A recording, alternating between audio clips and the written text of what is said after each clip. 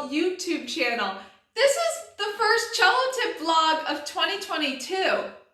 I know! I have to thank you dolls so much for your patience. The ending of 2021 was exciting but hectic. I decided to move to Las Vegas and I've been having so much fun. So there was quite an adjustment period, but I am back and so is Celli, of course, and we are so excited to help you dolls with your practice room goals for the upcoming year. Now, today we are talking about extensions in first position. So this is a great video for you beginning cellists who are discovering more sharps and flats, because we're not going to be shifting in this video. So the format of this video is going to be a little different.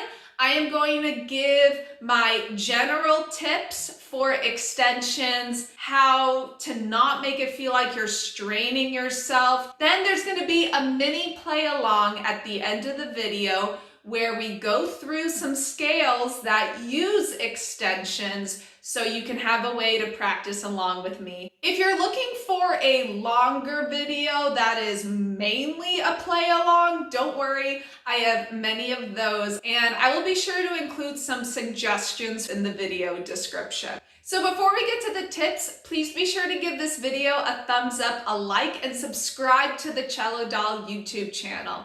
That is an incredible way to show your support for this free content. If you want to go above and beyond, I am on Patreon, where you dolls get goodies every single month as a thank you from me, and they include MP3s, lessons at a discounted cost, so be sure to also check that out in the video description. So the two main reasons for needing an extension are if you need a higher fourth finger or a lower first finger. So let's look at the first position on the D string. We have D, of course, E, F natural, F sharp, and G.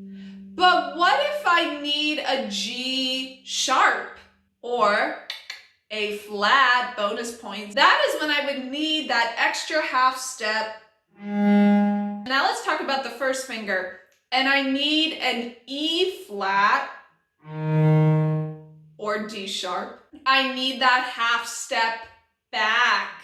So a lower first finger will lower the pitch a half step, and a high fourth will raise it a half step. Now, I have to say something so important. If there's one thing you take from the video, this is it. So when you're doing an extension, the spacing is always between 1 and 2. The spacing is between 1 and 2. For a high fourth finger or a lower first finger, it is always going to be this shape. You are just centering your hand and leaning your weight into different fingers. So I can't say that enough. You are not trying to reach with your pinky. With the spacing, our fourth finger is automatically bumped up. 2, 3, and 4 have the spacing of first position. They're right next to each other. Again, spacing is in between 1 and 2. Now, I know I probably said that half a dozen times, but it is so important, because if you try to strain and reach with the other fingers, you are most likely going to always be slightly flat, and it's a lot of tension on your hand. So already that is one of the ways to avoid tension with extensions. So I'm going to give you an exercise that you can do with your cello or without the cello, and this is a way that's going to help you get left hand finger independence. Something kind of tricky, but I think it's really going to help you. What you're going to do is you're going to hold up your left hand and you're going to make that space. It's almost like the live long and prosper, but with the wrong fingers. I want you to curl fingers 2, 3, and 4 and leave the pointer finger up. So my finger's probably going to react a little bit. You know, we never want our fingers to be locked, so don't be holding a rigid first finger. It can be, you know, malleable and soft, not flexed, but it shouldn't collapse like the other fingers. And this is going to take some time. So let's do it again. Drew. So this is really important because when it comes to extensions, I find a hesitance for cellists to straighten the first finger. And that's because when you first start cello, you're constantly told, curl your fingers, curl your fingers. But this is one of those rare exceptions where in straightening the finger, we get extra distance. If you crunch up the finger, you're gonna lose that distance. So the reason this exercise is so helpful is because if I turn my wrist, plop, that's the hand shape.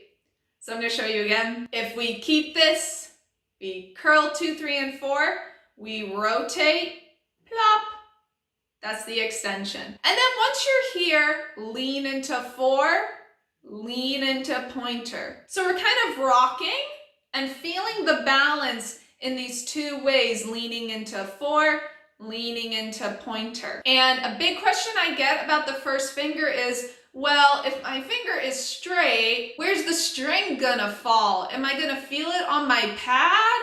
From the player's perspective, the right side of your pointer, that's what's going to be touching the string. So another way to avoid tension is to avoid the habit of staying frozen and rigid in this shape. Your fingers can walk up and down a little bit, and there are some places where you can release. Now, I don't say release, I mean flail your fingers in the air, but what I'm saying is you don't have to be sinking in to all 4 of your fingers the entire time. You can hover over the string and walk up your fingers and stay close to the neck. So I'm gonna pick a string, let's do the D string, and we're gonna start with a high 4th finger.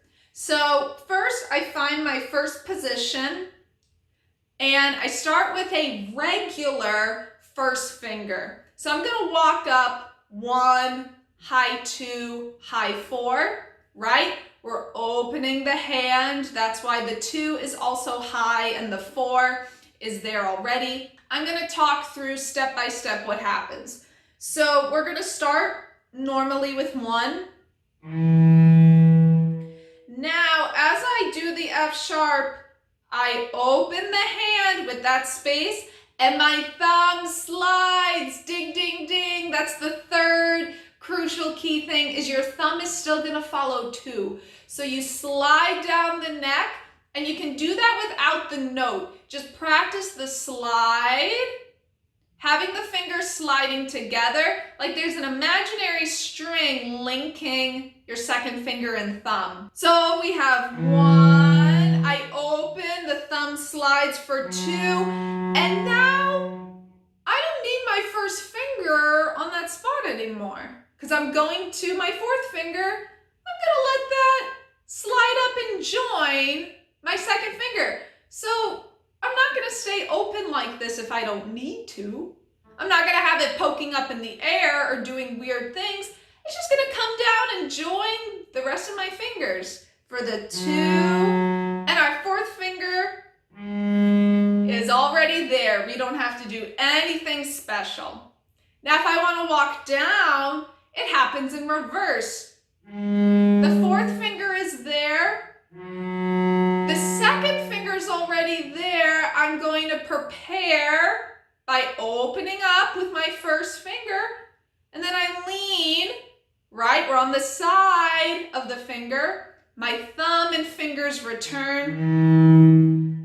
To do it a little quicker, 1, open, thumb comes 2, pointer relaxes, 4, 4, 2, open, land on 1, and the fingers close.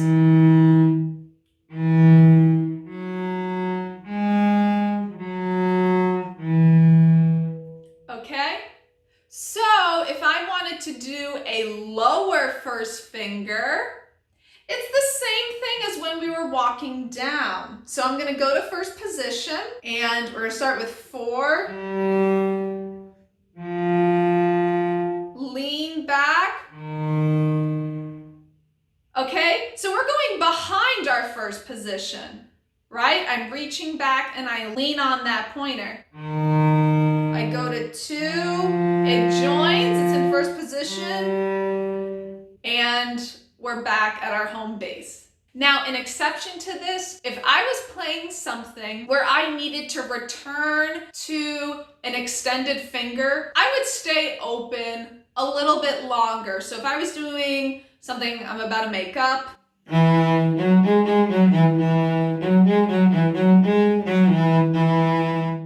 a lot of high 4, 1, high 4 in a row. So that's why I'm kind of hovering in this shape, but usually you will have those chances to relax your fingers. So now we are going to try out these skills and exercise your extension with some scale play-alongs. So we will be playing through a 2-octave D major scale, an A major scale, and a B flat major scale. Now the first 2, D and A, will practice the high 4. Then we have B flat major, and this one is going to help you practice the lower first finger. Now, don't forget, even though I'm talking about high 4s and low 1s, it's still this shape. All right, so I have Celli, you grab your cello, and we're gonna play these scales together in whole notes, so you have plenty of time to process and try out this motion. And we are going to be playing at quarter note equals 80 beats per minute. Start with 1, slide with thumb and land with 2. Then 4 is right there. Go back, first position, reach, land. The 1 relaxes. Don't stay extended the whole time. Now let's do the second octave. The other ones are shorter, you can do it.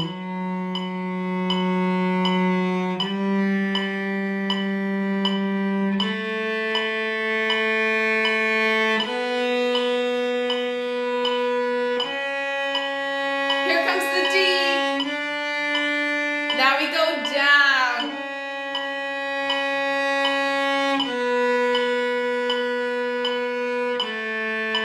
Prepare the 4. It's not an extension, but we use the open strings to prepare always. Now reach, make that space. Here comes the C sharp.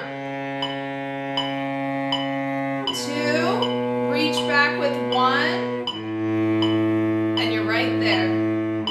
Reach, make that space. F sharp. 2, and then our low 1.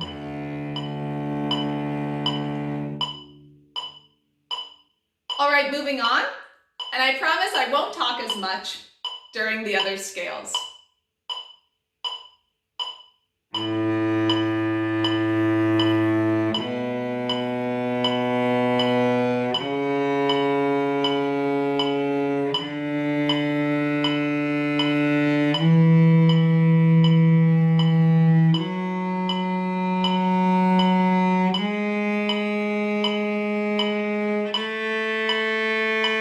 Now down.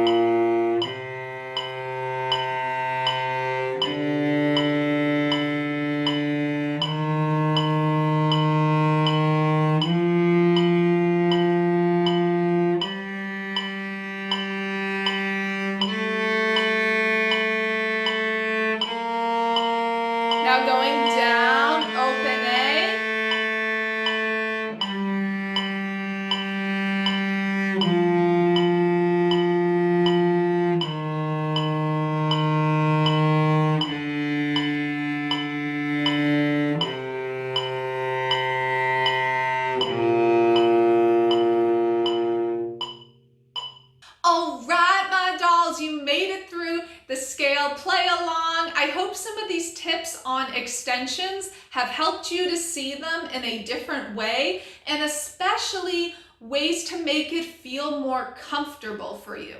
If you have any questions, comment below and I will be sure to reply when I can so I can help you all on your cello learning journey. Again, please subscribe and like the video. And I am so excited that you included Celli I in your practice room resources. Thank you so much for watching, and we'll see you in a future video. Bye, my dolls.